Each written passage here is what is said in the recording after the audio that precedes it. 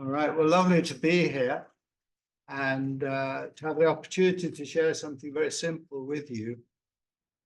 And I was talking with Robert earlier, who is a meditation teacher, my friend Robert, who is also studying in depth the canons. And I was very interested to know that what was it? The second discourse or something? Or? Yeah, it was the first discourse in Book of Nines in the Anguttara Nikaya, the Book of Numbers, and Richard really walks the talk, and he's truly a friend, and the Headless Way is truly based in friendship, grounded in friendship, and the Buddha was sending his disciples out, and he asked the question, what would you say if someone from another faith, meaning someone challenged you with a question? What are the skillful means to ground in awakening? And he said the first skillful means to ground in awakening is friendship. And that made me think of the Headless Way, because it's so important in the Headless Way. And the second was goodness.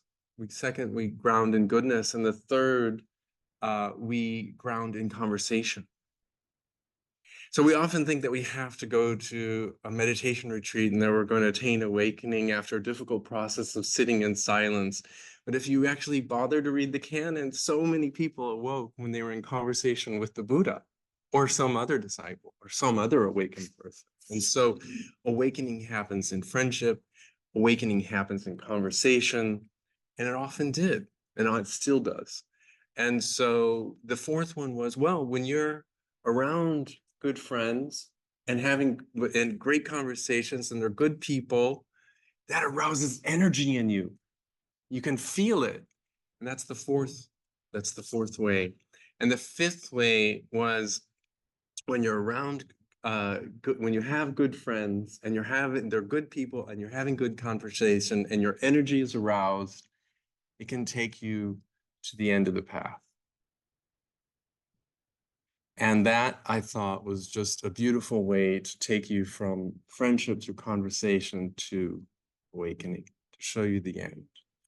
And I would like to hand it off to Richard at this point. Yes, that was awesome. Thank you.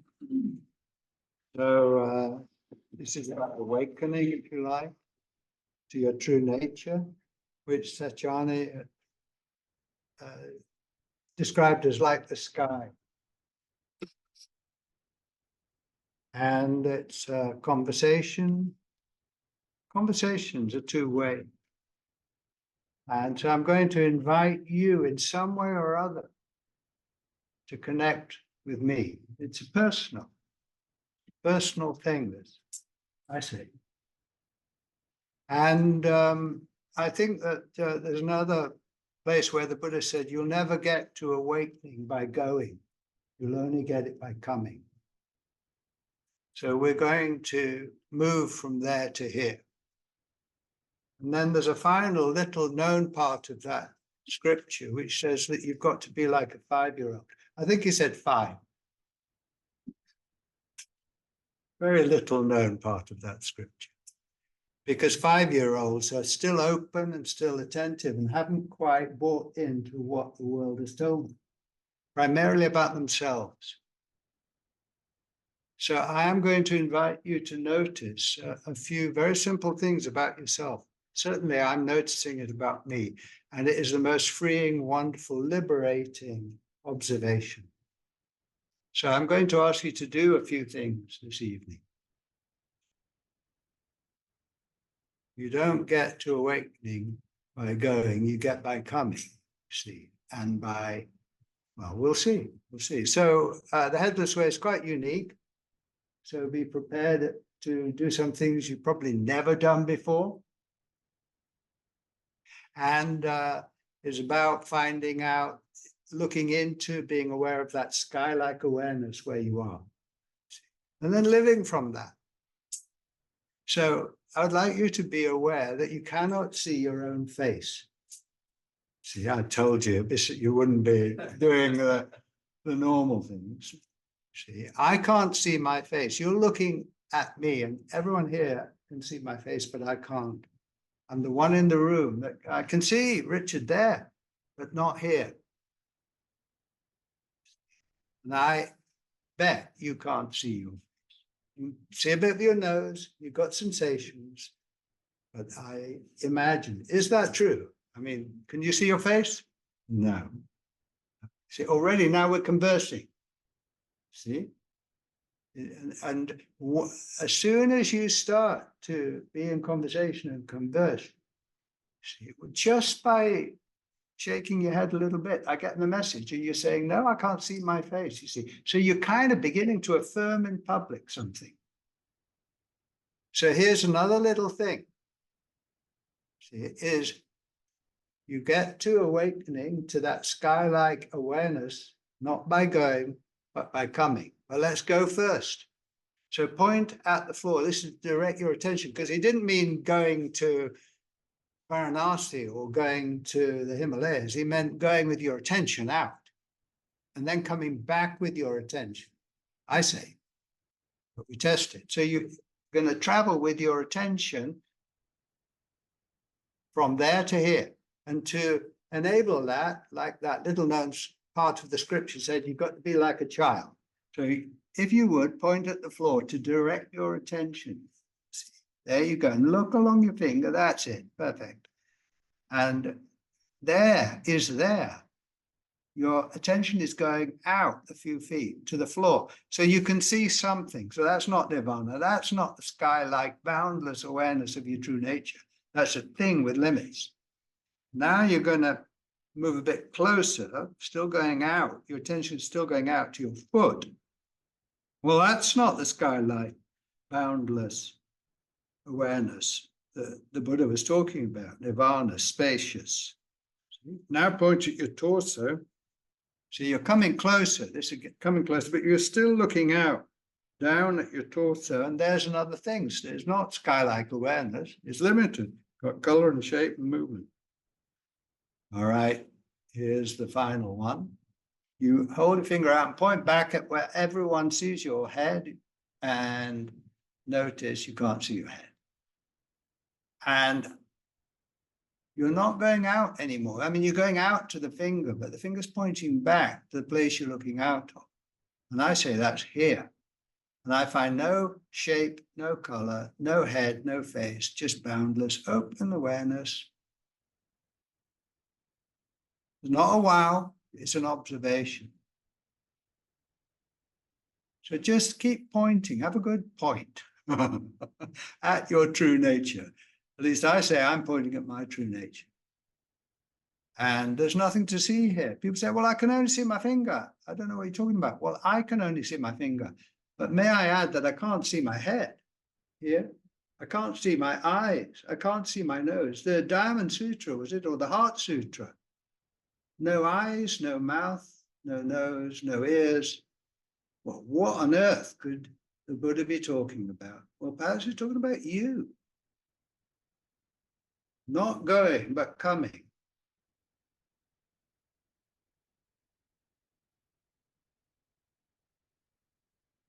Now, here's another one. To travel from there to here is extremely simple. Jesus, from another tradition, obviously said, to enter the kingdom of heaven, you've got to be like a child. Which I think, for me, means just go with what is given. Be simple. Start again. So here is another way of traveling that path from there to here. Point at your foot. See? Now you're going to travel up your body.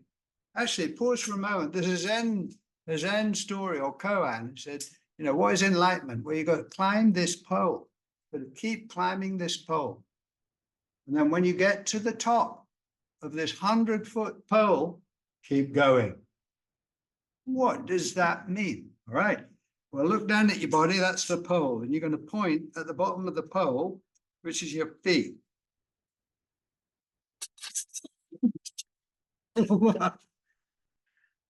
Now you come up the pole. This is the pole, and you point at your knees. It'll be all right. They'll understand. Don't worry. Climbing the pole, and you come point up. You're traveling up this pole or your body, and you get to your tummy. You're getting near the top, you see. And you come up, and you get to your chest, very near the top. And now there's a place where your chest fades out.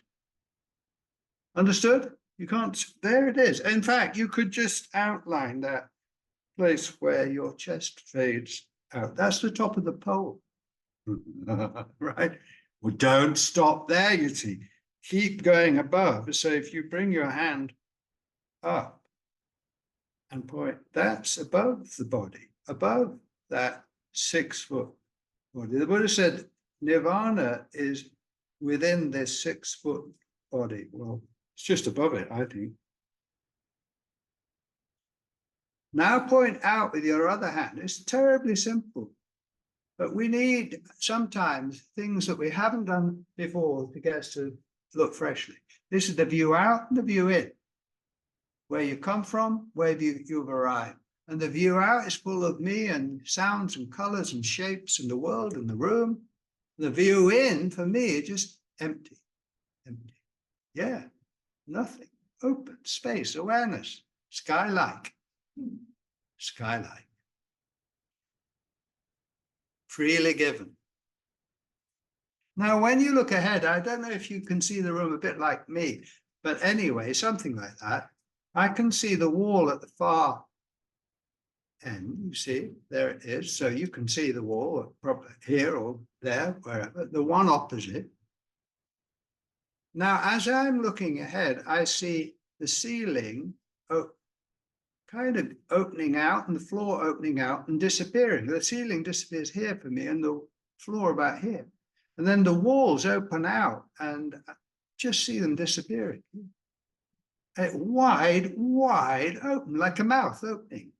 It's not closed here. I don't see the wall behind me. There aren't 4 walls for me. There's 1 and tiny bits of 2 and 3. Nothing here. The ceiling open.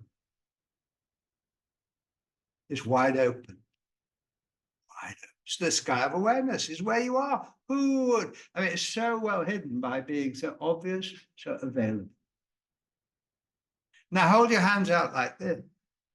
You see, I'm having now a conversation with you, aren't I? Yes. Yeah, it's two-way. And so relax a bit. What we're conversing about, what I'm conversing about is your true nature. I don't know about you. I don't know your history. I don't know what's happened to you or what you're thinking now or any of that. But I think I do know who you really are. Because I think you're the same as me, looking out of vast open space. Your view out is different. So I am this evening conversing with you about this sky-like openness. And this is an equal thing. It's not student-teacher. The friendship thing that the Buddha talked about is, at least the way I think about it, is that everybody is this. And once you see it, you've got it.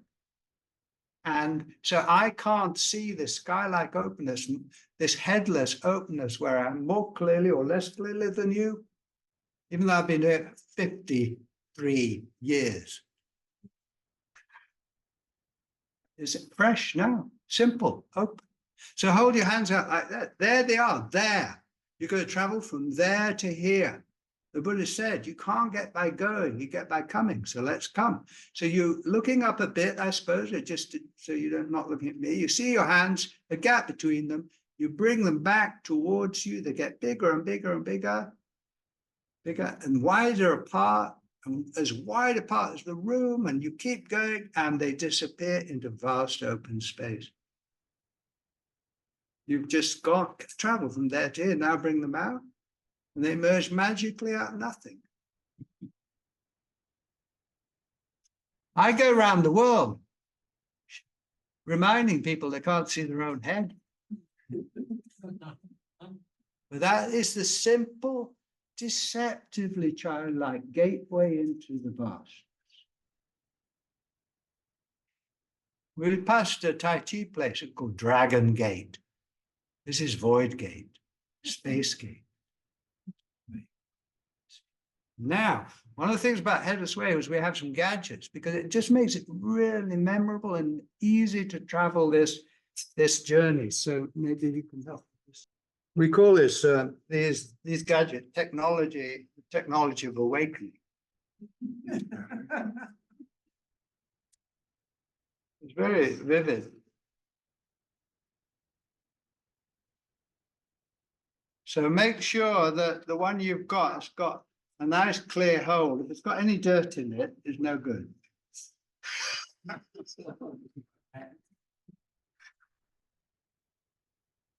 Got to be absolutely clean and clear. Here's the hole. All right. So hold it like this with the mirror at the bottom, probably. Hold it. How are we doing for time? Yep. Okay. Hold it out. This represents sky-like awareness, that space, but it's small. So it's just a representation of sky-like awareness. Your true nature, nirvana, whatever you want to call it, the kingdom of heaven, space, awareness, stillness, silence. There it is. But it's kind of oval shaped. But it does show you one or two things about spacious awareness, because first of all, it's nothing. It's not a thing. So put your hand through. I mean, you can't feel it. I mean, it's just nothing there. So that's one thing. It's nothing. But then notice you can fit anything in it. So we say that it is unconditionally receptive, open to anything. It does not say, well, I'm going to fit Robert, but not Brian, you know, or Brian and not Robert, or whoever. All right, so it is nothing, but it's full of something, and it is unconditionally open. So we're going to watch. When I put this on, see, it gets filled up. So that's not a good place. That's not going to show you where boundless awareness is. It's not over here. It's not out here. It's only where you are. That's the coming home, coming home. So hold it out, look at that space, and slowly move it towards you.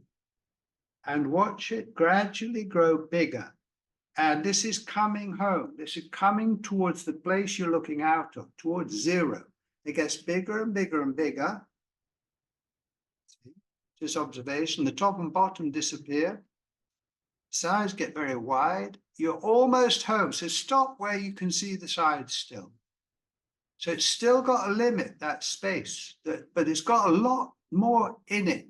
It is saying yes, it is unconditionally open to a lot more. But you're not quite home. And the Buddha didn't mean just come all the way to within an inch of nirvana. Go all the way. Right? So here you go. You're going to put it on, and you're going to come home with your awareness, put it right on, and suddenly it's a leap to something. The boundary disappears. And now that space for me is as wide as the room. Very, very wide. Clear.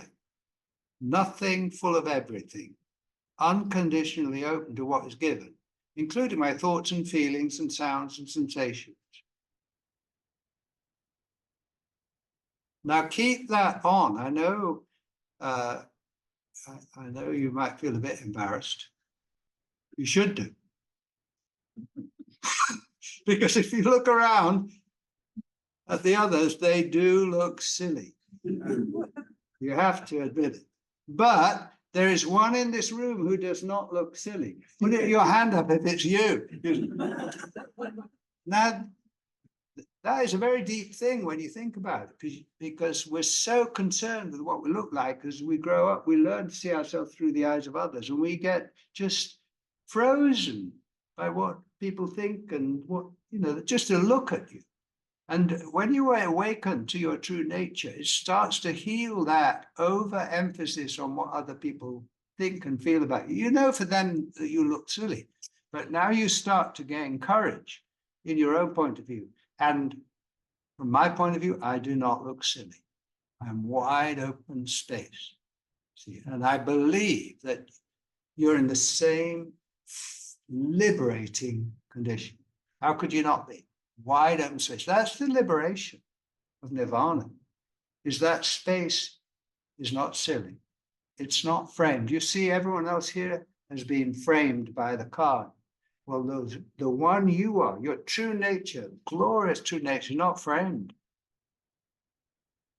You will enter the kingdom of heaven if you're like a child. You will get to nirvana, not by going, but by coming, literally, physically. It is so simple. It's not a trick. It's not complicated. It's not complicated. And as I go on in my life, coming home, coming, not going, coming, keeping coming. It's a rhythm, keeping coming, you see. I find that my life is gradually an ever deeper saying yes to the utterly simple truth. Yes, I am now space for you. I am empty for you, filled with you. No dividing line between going and coming, in fact. All is here where you are. And I'm conversing with you as equals now, because I believe that where you are, you don't see your silly face stuck in the card, framed. You see you're looking out of boundless space. Yes. And that is a conversation between equals. This is the one talking to itself. Because over there, you're in the same wonderful, spacious, boundless condition as I am. I say.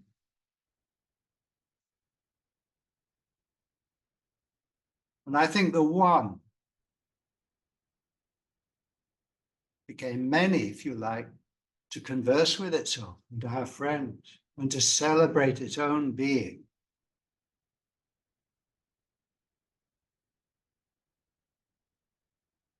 Apparently, you've heard of the Bodhisattva? Bodhisattva, apparently, I don't know much about these things, but Bodhisattva is someone, a Buddha who's awakened to being the Buddha, but has not gone up into the heaven of the Buddhas and enjoying enlightenment there, has decided to stick around and share this wonderful, simple, utterly, it's not for eggheads, enlightenment, I say. Has decided to stick around, the Bodhisattva, stick around until every being awakens to their immensity.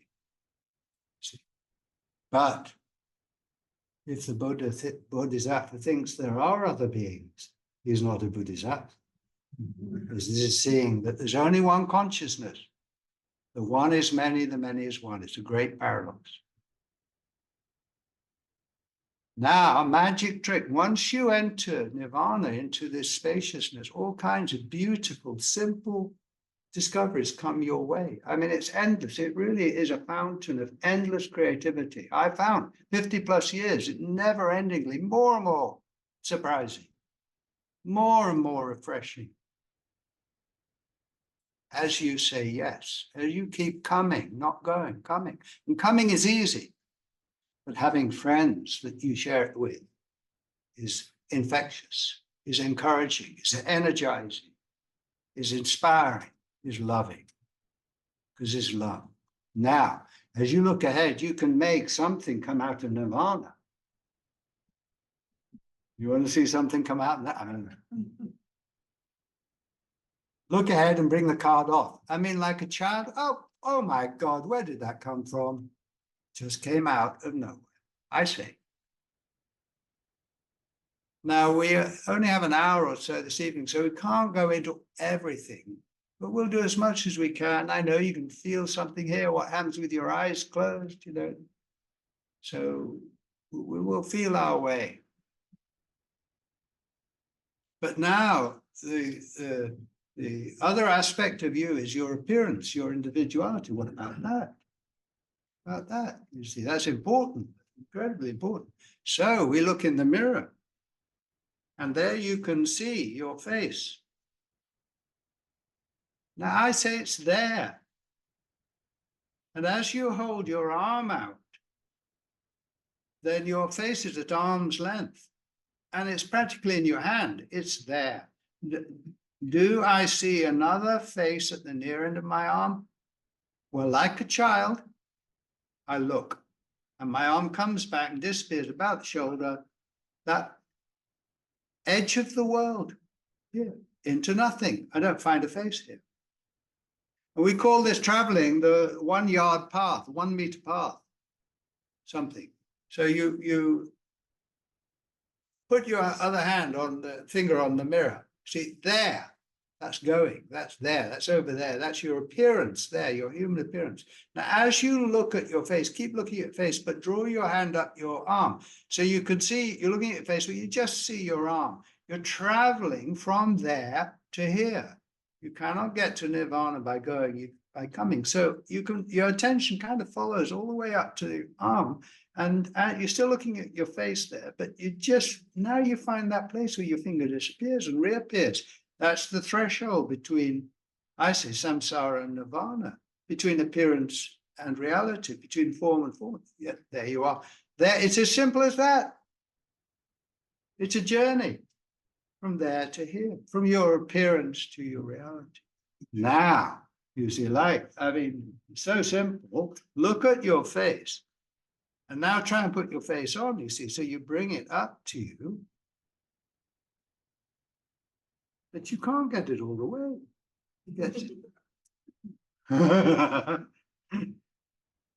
Your face gets stuck, doesn't it? Now, just to put it very quickly in context, what you are, this is relativity, this is a modern way, this is experimentation, this is testing a hypothesis that you are not what you look like. What does that mean? Well, you look at me and you see Richard because you're so many feet away. It's relativity. You see it, and you see the whole of Richard. But if you came up to me with instruments, microscopes, and so on, but even just looking, you get about here, you still see my whole body. See, so if I had a mirror full length at that range, I would see my whole body. So my mirror and your observation of what I am would agree. If you came closer, you would get to a point where you could not see my whole body, but just my head and shoulders, right? About here, probably. That's what my mirror is showing me. My mirror is reflecting back what I look like at this range. And you come closer, you just get my face. You come even closer, you just get my eye. Well, that's what I found here. My mirror is telling me the truth. My mirror is telling me that my appearance changes with range. So just do that so you can confirm that. At arm's length, you see your whole face. Your mirror is showing you roughly what others observe of your center at that range. Now bring it up. That's what they're seeing. The mirror is telling you the truth. What you are changes with range until you get right up to the blur. All right, so you say, well, I want to know what I am. But I think nirvana, I think awakening is something to do with awakening to who I really am, what I really am, you see. But I want to know what I am at zero. It seems to be you've got to come all the way. The Buddha didn't say, well, come back to within about 3 inches of where you are. No, all the way. So I say to the person or the mirror, well, you're still not here. And I want to know what I am even closer. So your friend gets out a microscope and the patch of skin turns into cells. It's very different. If you had a picture of what you are in this moment, you might be, you're billions of cells moving around. I mean, you need that. You're made of this. That's what you are. We don't think about it, but that is going on at a very close range right now. And when I raise my hand, the billions of cells are working like mad. It's just, we say, oh yeah. But so even at that range now, very close, I'm selfish. Well, yeah, but I still want you to come all the way. So you come closer with more instruments, molecules. You left life behind now. They say it's still not here. I want you to come. Particles. You've left color behind. You've left solidity behind, but you're still not here. Almost nothing. Vast open space full of wisdom energy, right? I mean, this is what science is revealing. It's an incredible discovery here that really for whole of human history we would not known about. Science is revealing that you have layers like an onion. and you're human only out there. Now you're almost here, almost nothing. He said, well, we've tried, we've done our best, but we can't quite make that final leap into your center. See? And I say, no matter, I'm here, I'll have a look for myself. Oh, absolutely nothing. Full of everything. It makes sense. I've completed the story. Yeah, let's do it again. You see, here's that journey. There is that metaphor of your central reality, which is empty. Yet emptiness and form go together. The void and form. As the Buddha said, he meant it. And he said, get it by coming and not going. All right, and be like a little child. Look, attention. So there it is at arm's length. So here you are, moving, coming home. And that hole gets bigger. It never gets filled in. It actually gets more, bigger for things. But don't stop at an inch. Don't stop at half an inch. Don't stop at a quarter inch. You've got to come all the way home. No one can do it for you. They can get very close, but you are in the perfect position. You put it on and wow, suddenly there you are. Your true nature. 100% perfect, not a copy, not a worse version. And the headless way says, be bold. Don't let others talk you out of what you can see. The Buddha said, Nirvana is visible in this life, not in 100 lives, not in the next life, not get there by thinking. It is visible. Well, look for your face, look for the card. Be as a child, I say. And don't we all want to, at some level, reconnect with our child? We know there's a freedom there, an intimacy, a love, authenticity.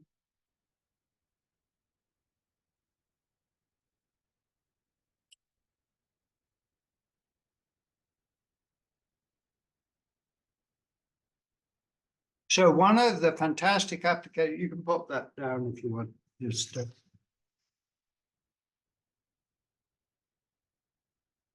one of the applications of this is relevant to friendship. So what I mean is that when I notice I cannot see my own face, as I am noticing it now, what do I see instead? Well, when I'm with you, I see your faces. So in language, I say, it is face to no face, not face to face. I know that from outside, say me and Robert here, for all of you are face to face, it's relativity. From there, you see, if I go out and see us from there, go, is face to face, I'm separate.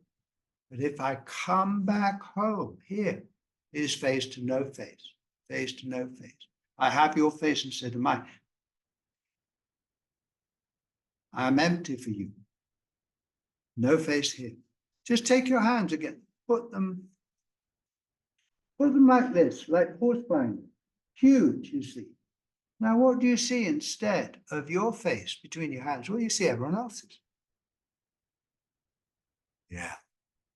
So I say face to no face. It's very personal. I'm noticing when I look at you, I have your face instead of Richard's. I am you, I would say. Face to no face. So simple. So simple, not conceptual. I'm putting words on it, but it's essentially a non-verbal experience, isn't it? Yes, you see. Yes. It's the simplest thing. The joke is, you see, that nirvana, spacious awareness, sky-like awareness, is the easiest thing to experience, not the hardest. Now, of course, to live from it, that's the thing, and that's where having friends helps it. But you know now how to get there. And it's always available, 100%, you can't do it wrong. So,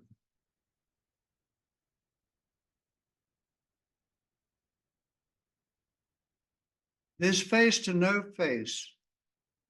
We know as a baby, you can understand it. You know, you were unaware of your appearance. You just opened. So as a baby, it's face to no face, and just look, because it doesn't yet feel self-conscious.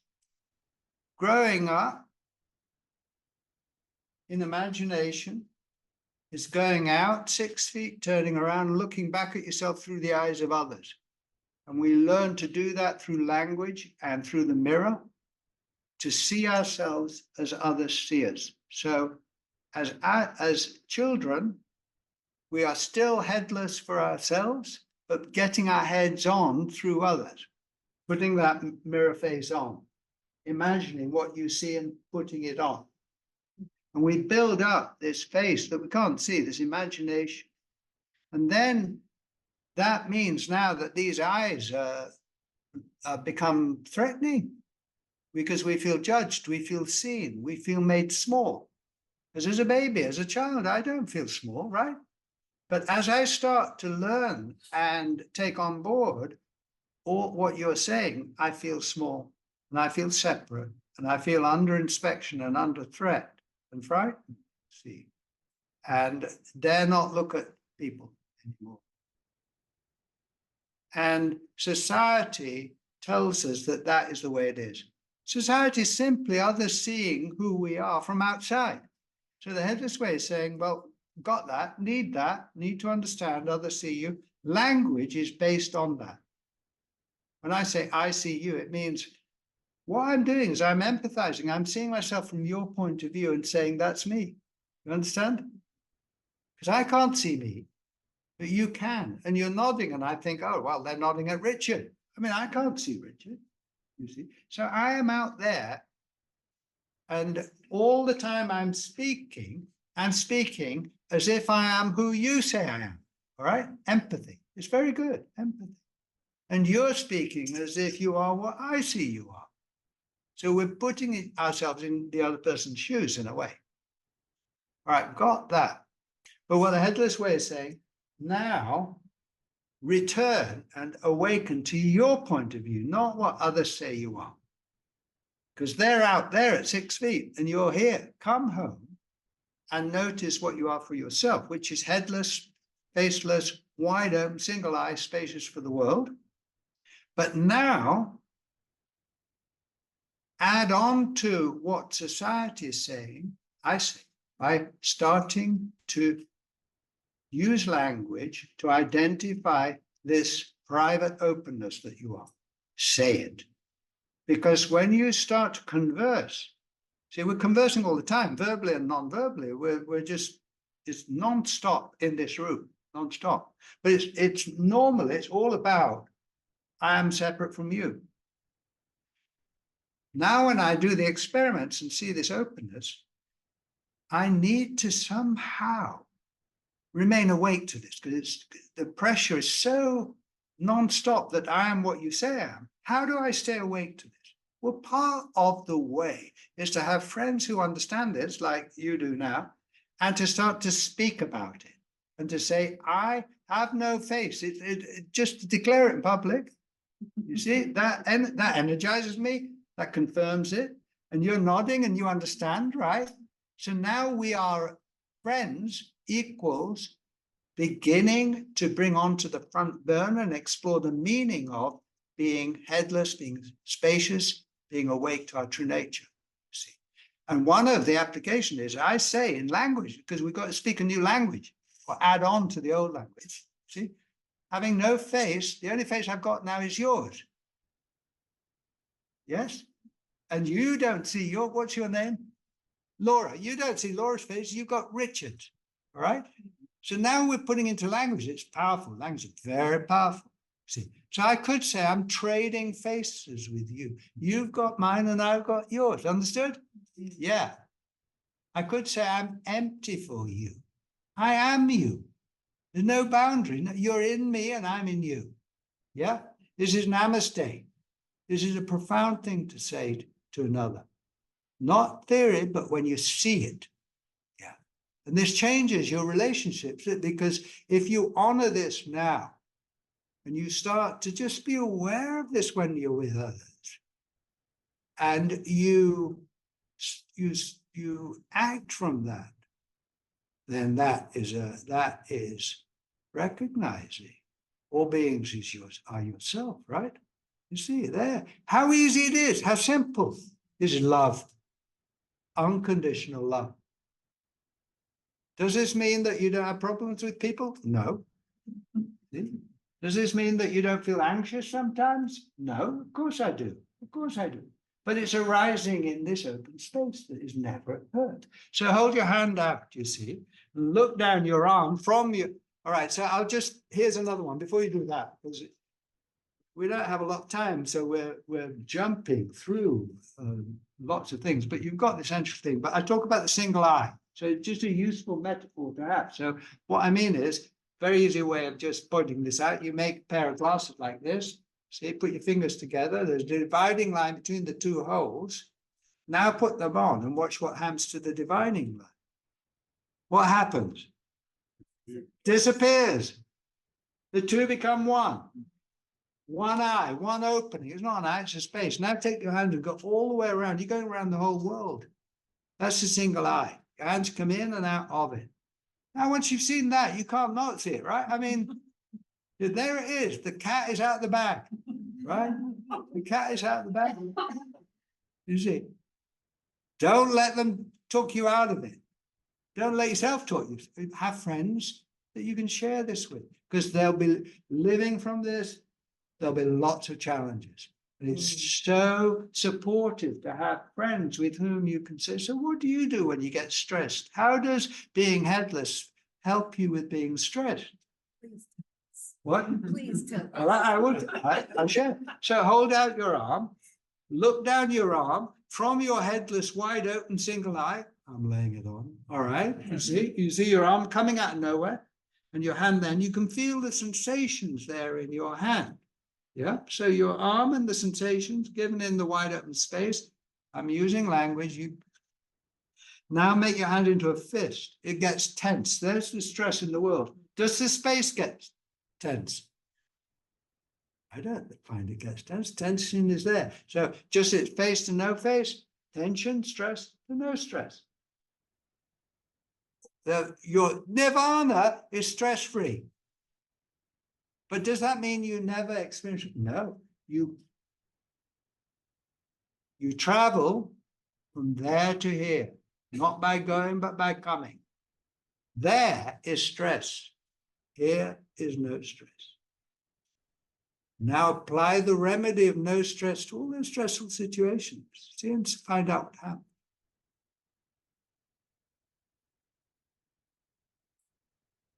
Yes. You mentioned that I'm elaborating, that we're experiencing ourselves as others see us. So what if we don't like what others claim that they're seeing? And that can, cause reactions and stress and all of that. This is where so much emerges as you live this. You will discover so much. And one of the main ways that the deep insights come is through difficulty. So these difficulties, like people not liking you,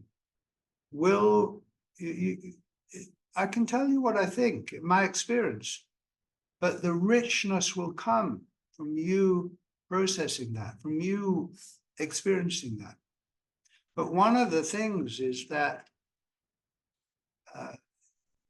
what people say about you, it can hurt. It hurts me.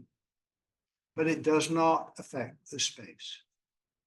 Awareness, you see. And they say, well, how's that going to help? It still hurts what people say. But as you live with this, it's a humble thing, really.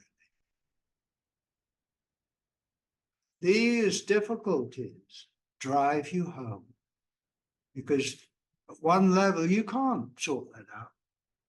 You can't make everybody like you, It's going to happen every day, unexpectedly, out of the blue. But gradually it sinks in that your true nature is free of that. Because this one, I suppose, gets hurt. This one is this. It's not that you're doing it good, you know, and it just does not get affected. And as Jesus said, build your house on a rock, not on sand. And your true nature is that rock. It's absolutely safe. So you got to live with it. You got to test it out. You got to take it for a ride. Have friends that you can explore this with. So there's just a few more things I'd like to do, and we will do something with eyes closed because that is very familiar to you, and you'll see how this applies. But before we do this, I'd like to do something with eyes open, and it involves standing up, and we'll stand in two circles. So one circle here and one circle there. Just stand around facing in. Now, if you would like to move in and put your arms around each other and look down, if you would be so bold, and look down. And this is called a no-head circle. If you look at your own body, then you see your feet, your legs, your torso, and I think it vanishes above your chest somewhere into your single eye, into that open space that has no boundary. Or you could say your body comes out of that boundless space. Now look at the floor in the middle of the circle. You can see the circle of feet. You can see the circle of bodies. Now, from this point of view, don't all the bodies fade out somewhere around waist or chest level into the same space at the top as yours does? There's only one space at the top, and it has no dividing lines, and all the bodies are coming out of it. And I say that's your true nature. That's that sky of awareness, the formless. But out of formless comes form, all these bodies. So I say down there we're many, we're different, we're distinct. Down there we're many, at the top we're one. Now, if any of you would just like to say that, this is where you gradually begin to have courage and say the truth in public. So if anyone like to just say that in the circle, down there we're many, at the top we're one. If that's true for you, if you can see that's true, if that makes sense, have a go. Say it in public. This is simple. This is beautiful. The oneness does not deny the manyness, the distinctions. Down there we are many, but at the top we are one. The bodies fade into this boundless space. There's no one's name on it, that you can't see better or worse than anyone else. It's just utterly simple, aware, awake, full of everything. And it doesn't matter if you're feeling happy or sad, even if you're depressed, if you're anxious, it's still there. That's the power of it, that you don't have to calm your thoughts or even stop thinking or anything like that to see and be your true nature. You are it all the time. And now you know the route from there to here, from going to coming. And you can follow your body up, or you can point back at it, or you can look for your head. And it is that available. You know where it is now. Okay, relax and find your seat again. And this is called the tube. It's just really worth doing this one. Now, it's a powerful one, and you only go in for a short time. It's one between two. You're going to turn to partner. So when you look in there, this really highlights face and no face. And you can say to the other person, if it helps sometimes, I feel more relaxed if we can just talk a bit. And just say, face and no face. There's only one face in the tube. You trade faces. You've got their face. And at the near end, you're wide open down this end. Some of you love being in there. So come out of the tube and just reflect for half a minute with your partner what that was like. All right, so one more thing we'll do. Just got just enough time. Bit of closed eye meditation stuff. So it's the same thing. This is, what am I? Am I a thing or am I no thing? Am I the one in the mirror or am I this open space? And if you close your eyes now,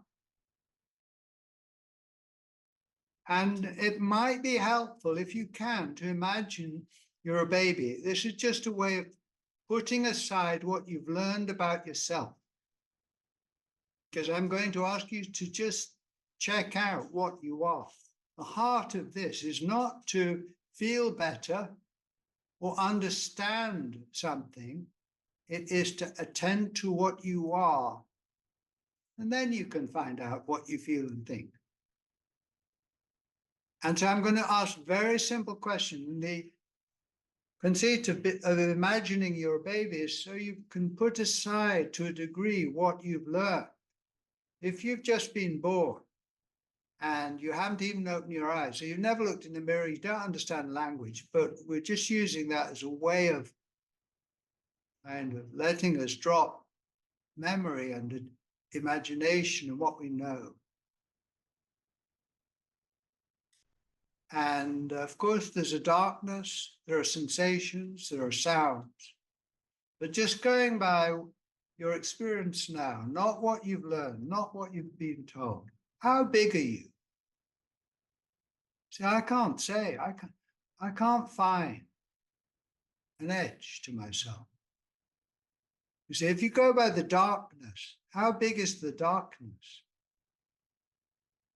Does it have a clear edge with other things on the other side, or does it fade out into that sky-like awareness? I say it fades out.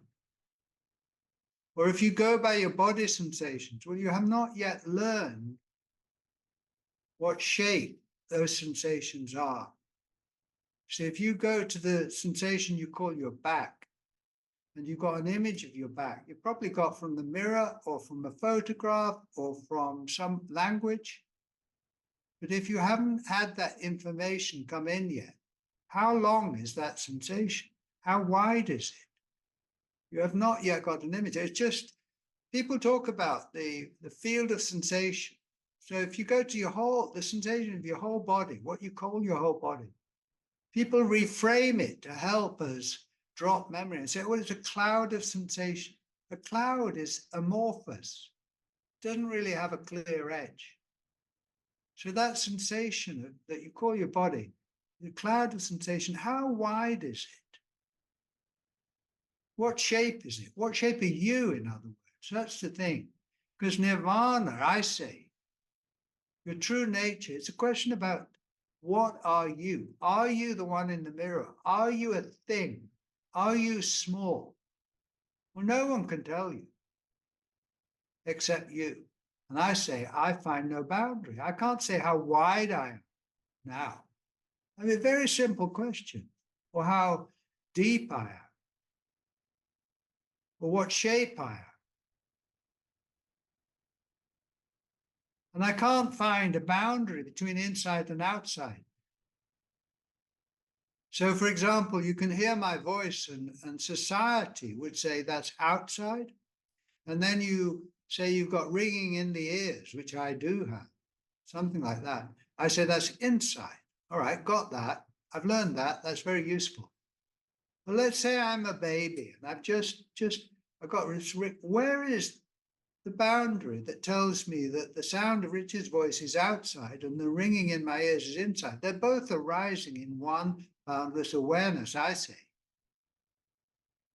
Along with the sensations, are the sensations inside or outside? They just arise. Is the darkness inside or outside? Are the sounds? The thoughts and feelings? Say, imagine a mountain. Is that outside or inside? Where does that come from? Think of a number. It arises out of what the Buddhists call no mind. Mind comes out of no mind. Like sounds come out of silence. And that silence is so creative. You're coming up with that awareness is coming up with the sounds, sensations, darkness, everything. and yet is unaffected by any of it. Again, tense your right hand. There's that tension. There's that difficulty. There's that criticism. Does it affect the sky-like awareness that you are? I say no. It's still unpleasant. So relax your hand.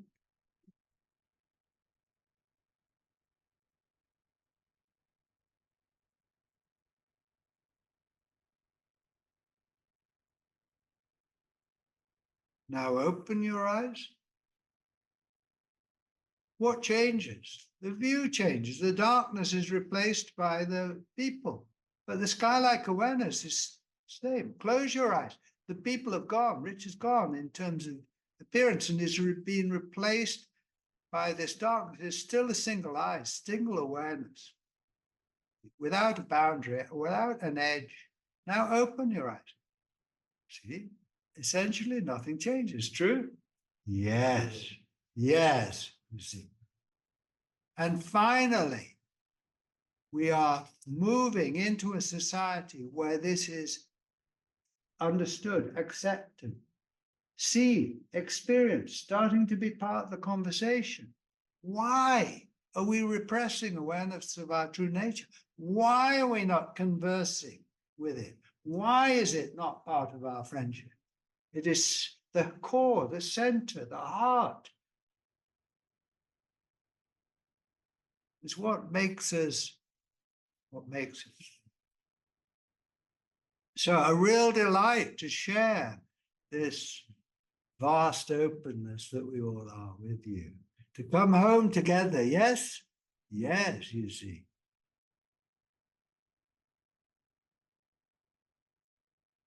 Yes.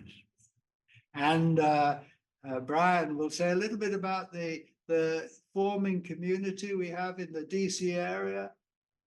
Yeah, so Richard touched on it, the same way that we learn through society, that we learned our societal self, our individuality, which is real, but from a distance. I am Brian to you all, but to me, I'm not Brian, because I look back and I don't see a face or a head associated with the Brian. So when I move about society, I have a personality, and that's helpful to me. It's helpful for you all, for Brian to exist and have a personality, but that's my public self, and my private self is not Brian, not personality in a way. And for us to decondition in a way that public self, or at least to soften it, and to develop back that private view, that what Richard's been pointing to all evening. As Richard mentioned, it's about talking about it. It's about, as Robert mentioned, it's about conversation. It's about being with friends, beautiful friends, conversation, goodness, all the different qualities that the Buddha brought forth in the Anguttara Nikaya. And so with that, Robert and I and Nivi now are trying to develop this community, this community of friends that we can talk like this. If we go up to the congregation on Sunday and we start telling people that we don't have a face, we know how that's going to land. But I can now say to Richard that I don't see a face here, and I imagine it's the same for you. And that I don't have a face blocking you out. I'm wide open for you. And I imagine for you, it's the same way. You're built wide open for me. And we're trading faces, and that's love. And so we want to build this community, and so maybe we'll meet once a month for an hour or two, and we'll just talk like this, and we'll have experiments, and we'll watch videos, and we'll just share.